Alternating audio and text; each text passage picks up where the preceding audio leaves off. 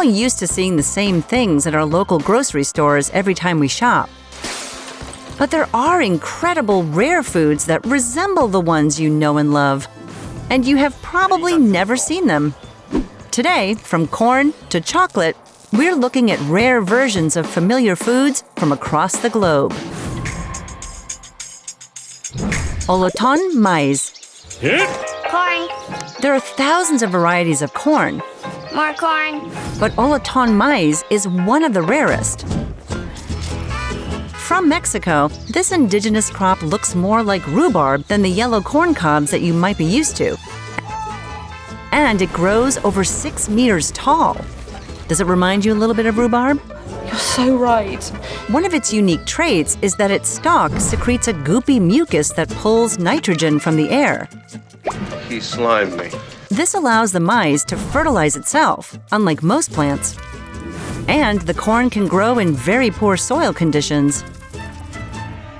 Skerpikjøt. Skerpikjøt hails from the Faroe Islands between Norway and Iceland. Trees are sparse and sheep outnumber people. During the winter months, there are only 4 hours of sunlight per day.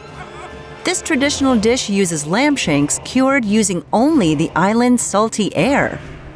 Residents hang the shanks in wooden sheds for up to 9 months, allowing the wind to carry salt from the ocean and slowly cure the meat. Eating Skerpikjøt began as a necessity, and now it's a delicacy. Shio-Katsuo. Shio-Katsuo is a salted skipjack tuna from Japan used as an offering to Shinto deities. Yeah, thanks a lot. The method of preparing this sacred fish is over 1,000 years old. Only one man still prepares the fish using traditional methods. No pressure. During this delicate process, he salts the inside and outside of the tuna and leaves it for 2 weeks. Then, he threads rice stalks through the fish until they sprout from the eyes and gills. The tuna can be thinly sliced and eaten after the ceremony. Criollo Cacao. Central America is where you'll find Criollo Cacao, the rarest chocolate in the world. The Mayans considered it the food of the gods, as this cacao is the highest possible quality. We noted. It's only used in about 5% of the world's cacao production as it's so hard to grow.